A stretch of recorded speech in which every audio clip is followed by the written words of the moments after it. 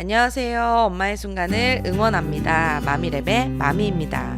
네, 오늘은 남자아이를 키우는 엄마라면 조금 많이 공감하실 만한 책 제목부터 눈에 확 띄는 남자아이 키우기라는 책을 한번 가지고 와봤어요. 네, 남자아이들이랑 좀 집에 이제 하루 종일 같이 있다 보면은 굉장히 여러 번 욱 하면서 화가 치밀어 오르는 경우들이 많은데, 엄마가 잠깐 한눈 파는 사이에 높은 곳에서 막 점프를 한다든지, 뭐 음식을 먹을 때 음식을 바닥에 다 흘리고 자기 얼굴과 옷에도 다 묻힌다든지, 정리정돈을 진짜 못한다든지, 뭐 여러 가지 남자아이들의 그런 특징이 있잖아요. 그런데 이 책의 저자는 일본 작가예요. 하라사카 이치로라는 분이신데, 23년 동안 유아교육 현장에서 다양한 아이들을 만나면서 아이들에 대한 특징이라든지 이런 세밀한 부분들을 파악하고 이제 이 글을 쓰셨는데요. 특이한 점은 이분이 남자분이라는 거예요. 현장에서 여자 선생님들은 굉장히 많이 볼 수 있지만 남자 선생님 뵙기는 참 귀하잖아요. 그런데 남자 교사로서 23년 동안이나 아이들을 지켜보면서 남자아이를 어떻게 하면 올바른 방향으로 남자아이 있는 그대로를 존중하면서 잘 양육할 수 있는지에 대한 여러 가지 꿀팁들을 공유해주는 글이라서 오늘 마미랩 식구들과 한번 같이 이야기를 나눠보도록 하겠습니다. 네. 책을 한번 보면요. 남자아이 키우기가 쉬워지는 비법에 대해서 5가지로 정리해서 나와 있는데, 처음에 이제 이 내용만 딱 보면은, 이거 너무 쉽잖아. 에이, 이런 뻔한 말, 뭐 누구나 다 할 수 있지라고 생각이 드는데, 막상 이제 그 사례라든지 이런 글들을 읽어보면, 실제로 내가 이걸 하고 있나? 라고 스스로에게 이제 의문을 던지게 되는 그런 내용이에요. 제가 한번 5가지가 뭔지를 소개해 드리도록 할게요. 네, 첫 번째는 포기하고 인정해보자. 네, 남자의 그대로를 이제 인정하라는 말이겠죠. 두 번째는 조금 참아보자. 네, 세 번째는 별일 아니라고 생각해보자. 네, 네 번째는 항상 감사하자. 마지막으로 5번째는 아이에게 자주 웃어주자. 네, 그냥 이렇게 5가지 이야기를 들으셨을 때는 되게 쉬워 보이잖아요. 이거 누구나 다 아는 건데 굳이 이거를 5가지 비법이라고까지 할 수 있을까라고 생각이 드는데, 네, 하나씩 제가 풀어서 조금 설명을 해드릴게요. 이제 포기하고 인정해 보자라는 거는, 보통 우리가 이제 아이를 처음 낳았을 때는 그 아이의 하는 행동들이 마냥 귀엽고 예쁘고 사랑스럽잖아요. 뭐 돌도 안 지난 애기한테 말을 하거나 막 재롱을 떨라거나 이런 것들을 사실 엄마가 아이한테 기대하진 않잖아요.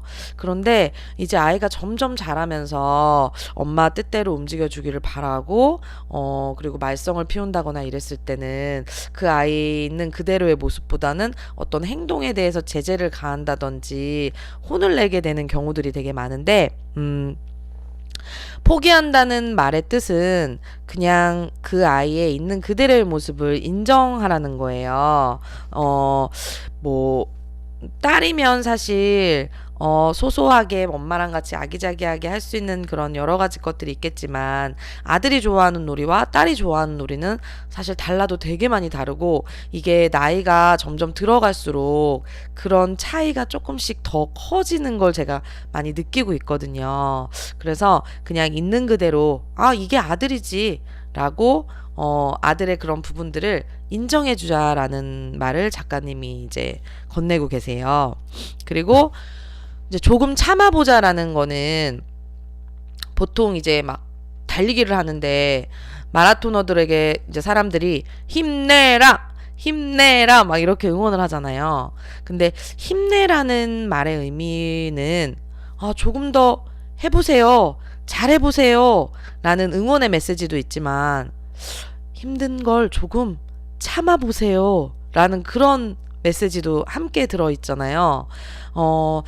남자아이와 함께 생활한다는 게 사실 쉬운 일은 아니에요. 그리고 하루에도 막 12번씩 어떤 행동에 대해서 저도 모르게 이렇게 화가 치밀어 오를 때가 있는데, 그런 상황마다 매번 아이에게 화를 내면 정말 아이한테는 화밖에는 줄 게 없는 그런 엄마가 될 수밖에 없는데, 아이가 어떤 행동을 했을 때 조금 참아보자는 거죠.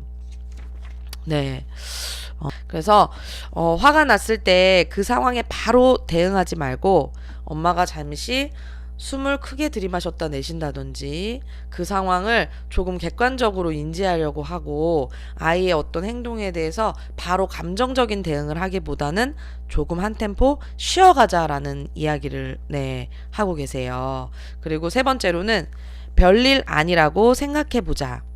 네, 어떤 일이 일어났을 때 대부분 그게 되게 크게 느껴지는 경우들이 많잖아요, 그 일이. 그리고, 우리 아이가 왜 이런 행동을 했지? 이게 도대체 무슨 일이야? 하면서 되게 걱정하게 되는 경우들이 되게 많이 있는데요. 사실 이제 누군가가 한 달 전에 아이가 되게 나를 난처하게 했거나 아이 때문에 고민했던 일이나 이런 것들이 기억나세요? 라고 누군가 질문을 하면 한 달 전의 일이 이렇게 탁 떠오르는 기억이 있으신가요?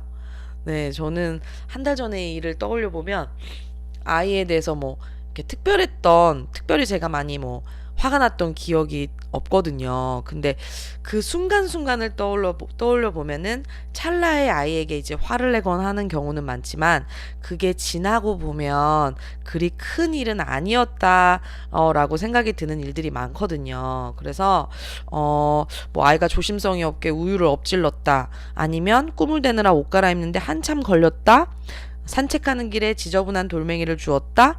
그게 생각해보면 별일이 아닌데 되게 큰일인 것처럼 엄마가 화를 내는 경우가 있잖아요. 그래서 별일 아니다 라고 엄마가 조금 침착하게 마음의 여유를 가질 필요가 있다라는 이야기를 해주고 있어요. 그리고 네 번째로는 항상 감사하자인데, 육아를 하다 보면 감사하는 마음을 항상 유지하는 게 쉽지는 않잖아요. 네, 당장 생활에 쫓기고 아이와 함께 보내는 시간이 힘들어지고, 그리고 남편이 잘 협조를 하면 좋겠지만 그러지 못했을 경우에는 감사하는 마음보다는 감정적으로 힘들거나 우울감이 생기거나 화나 짜증이 생기는 경우들이 많은데, 지금 내 시각에서만 이 상황을 보지 않고 내가 한 10년 후가 되었을 때를 생각해 보면, 어쩌면 그 10년 전에 내가 아이를 키우면서 아이와 그런 육아를 했던 그 순간순간이 되게 좋은 추억이 될 수도 있고 그리운 기억이 될 수가 있잖아요. 네, 가끔 이제 지나다니다가 나이가 되게 많이 드신 어머님들이 아유, 지금이 참 좋을 때다, 아이가 얼마나 이뻐, 막 이런 얘기를 하실 때 되게 힘든데 왜 저런 말을 하실까 이렇게 생각이 들 때가 있는데, 네, 정말로 우리가 한 10년 후쯤 지나서 아이가 진짜로 엄마의 도움을 필요로 하지 않을 때, 그때는 정말 내가 아이와 함께 했던 이 시간이 되게 그리워질 수도 있거든요. 그래서 감사함을 잃지 않고 내 아이와 함께 생활하는 것이 굉장히 좋은 것 같아요. 그리고 마지막으로 아이에게 자주 웃어주자. 네, 어머님들 우리 아이한테 하루에 한 얼마나 환한 미소를 보여주고 계신가요? 여기 작가의 일화가 소개되어 있는데요. 엄마와 함께 전차를 타고 온 2살 된 남자아이가 전차에서 내린 뒤 자신이 타고 온 전차를 향해서 손을 흔들었다. 절로 웃음 짓게 만드는 귀여운 광경에 나는 넋을 놓고 아이를 바라보고 있었다. 그런데 아이 엄마는 또 시작이니? 얼른 가자! 라고 하며 억지로 아이의 손을 잡아당겼다. 네, 이 상황이 그림으로 좀 그려지지 않으세요? 이런 경우들 조금씩 있으시죠? 네, 아이는 너무너무 천진난만하게 그 상황 자체를 너무 예쁘고 즐겁게 느끼고 있는데, 네, 엄마가 시간 없어, 여기서 이렇게 지체할 시간 없어. 빨리 가자. 라고 아이를 끌어당긴다든지 지금 뭐 하는 거야? 라고 하면서 그 상황을 이제 중재한다든지 이런 경우들이 이제 발생할 수 있잖아요. 그래서 아이가 하는 행동에 대해서 그냥 너그럽게 웃어주고 이해해주자라는 뜻으로 아이에게 이제 자주 웃음을 보이라고 이제 작가님이 이야기를 하신 것 같아요. 네. 지금까지 제가 이제 5가지 이야기를 들려드렸는데 아들을 잘 키우는 비법 마음속에 이제 들어오시는 그런 문구들이 있었는지 모르겠어요. 네. 이번에는 제가 이렇게 적어놨는데 엄마의 습관을 고치면 아들이 무럭무럭 자란다 라고 이제 이야기를 하고는 쭉 이제 작가가 어떻게 하면 엄마가 잘못된 습관을 고쳐서 아이에게 좋은 방향으로 이제 이야기를 할 수 있는지에 대한 팁이 나와요.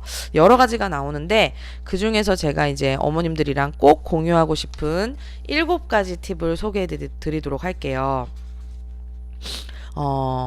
첫 번째는 해야 할 말만 해주세요. 보통 아들을 키우다 보면은 막 아이가 떠들게 되면은 그냥 여기서 떠들면 안 돼. 이곳은 조용히 해야 하는 곳이야 라고 알려주면 좋은데 넌 어째서 맨날 이 모양이니? 너 이렇게 정말 떠들면 엄마 다시는 너랑 같이 여기 안 와? 라는 식으로 약간의 이제 빈정거림이라든지 비난의 말이 들어갈 확률이 높잖아요. 그런데 정말 아이에게 꼭 해야 할 말만 했을 때 아이는 오히려 내가 어떤 행동을 해야 하는지를 정확하게 인지한다. 네, 라는 거고요. 두 번째로 이제 눈에 거슬리는 부분은 2번째로 이야기해 주세요 라고 하는데 보통 이제 어린이집이나 유치원에서 이제 남자아이가 유치원을 끝나고 막 털레 가방을 막 한쪽으로 메고 자크는 열린 채로 막 오면 엄마는 일단 눈에서 레이저가 나가요. 너 엄마가 해준 스카프 어쨌어? 가방 자크는 왜 이렇게 열려 있어? 바지엔 또 뭘 이렇게 묻힌 거니? 라고 사실 아이의 직접 눈에 보이는 행동들이나 어떤 그런 옷차림에 대해서 비난을 하게 되는 경우들이 있잖아요. 그런데 먼저 오랜만에 엄마와 아이가 만났을 때 아이는 엄마를 보면 어떤 느낌이 들까요? 아, 엄마 너무 보고 싶었는데 오래간만에 만나서 우리 엄마 너무 좋다라는 느낌으로 아이는 엄마를 바라볼 거예요. 그런데 엄마가 그런 비난의 말을 건네는 거죠. 네. 그러면 아이 입장에서도 그 말이 좋게 받아들여지지 않겠죠. 그래서 항상 아이를 반기는 말.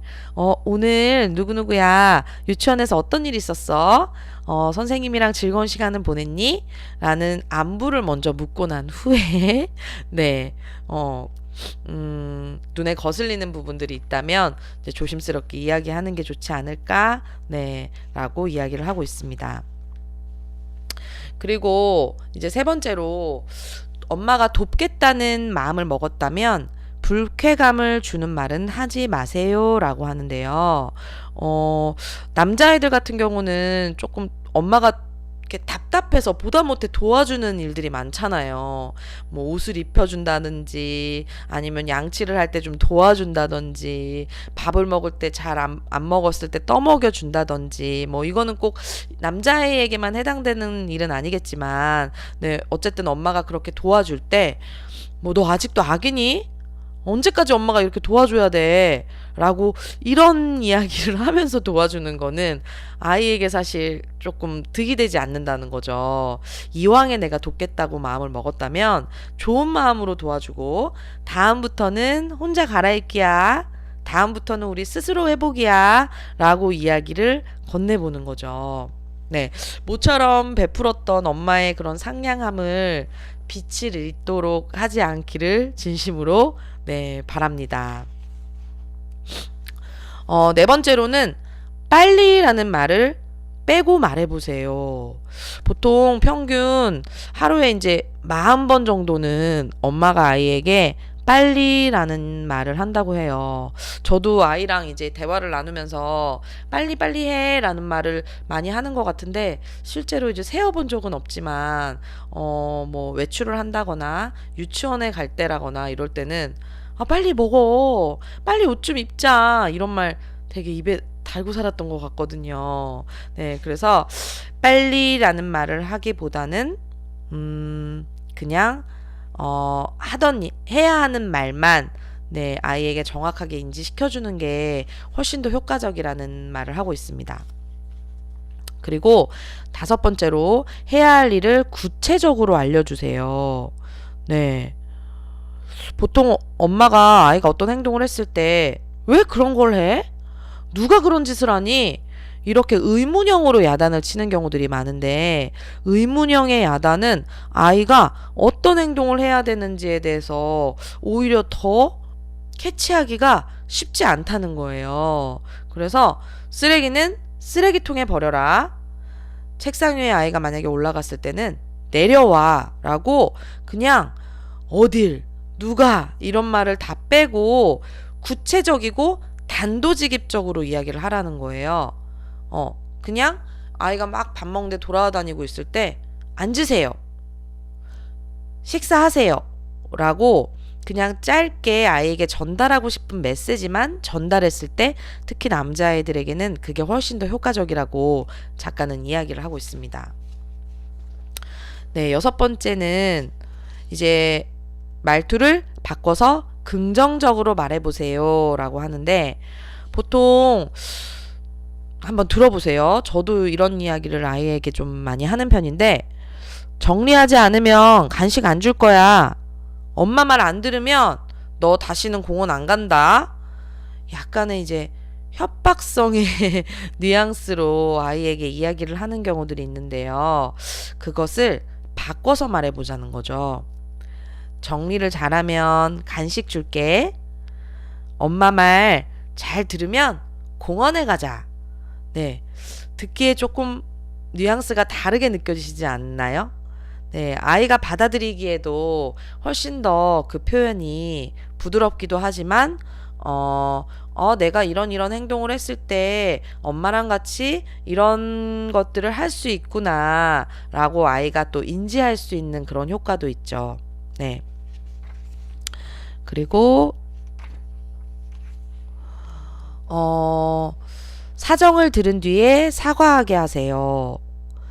보통 남자아이들이 조금 여자아이에 비해서 과격한 행동이라든지 뭐 친구를 때린다든지 이런 행동을 많이 하기 때문에 엄마들이 뭐 친구를 때렸을 때나 물건을 빼앗았을 때나 너 바로 사과해. 친구에게 미안하다고 해야지 라고 이야기를 하는 경우가 많은데 이제 아이가 커갈수록 정말로 스스로 이해가 되지 않고 납득이 되지 않는데 엄마가 무조건적으로 사과를 하라는 것을 받아들이지 않게 되는 경우들이 많이 있잖아요.